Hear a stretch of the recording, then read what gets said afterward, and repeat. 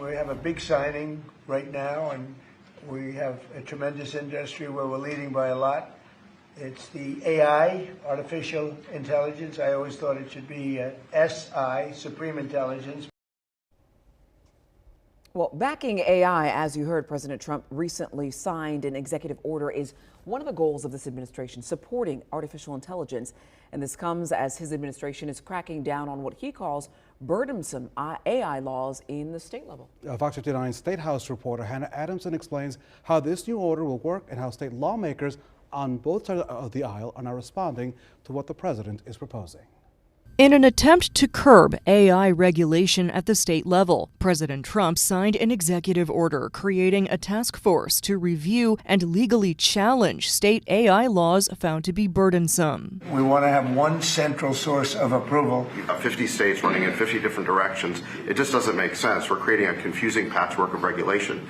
And what we need is a single federal standard. There's a fair amount of case law on this. State Representative Matt Pierce is on a legislative AI task force. He says without the support of Congress, the executive order has no legal merit and cannot reverse or ban state-level AI laws. The president is trying to basically reward his donors by trying to block off this AI regulation.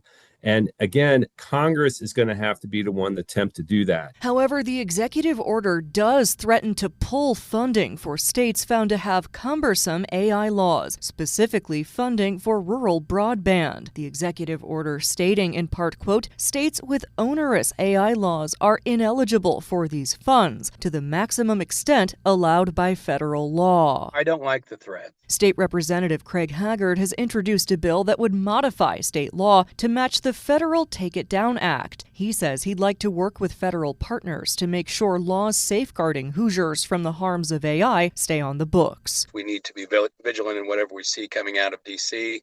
or their states and make sure we work with our partners to, at the end of the day, protect Hoosiers like we should be doing. The Trump administration says it will not propose preempting state AI laws relating to child safety protections. We're not going to push back on all of them. For example, kid safety, we're going to protect. We're not pushing back on that, but we're going to push back on the most onerous examples of state regulation, sir. It's quite confusing. There's a lot of ambiguity. Former FBI agent and cybersecurity expert Doug Kuhn says the executive order could face legal challenges from several states. The state's interests are more to protect consumers and not to hinder technology. The Trump administration also says it will not go after state AI laws pertaining to data center infrastructure and state government use of AI.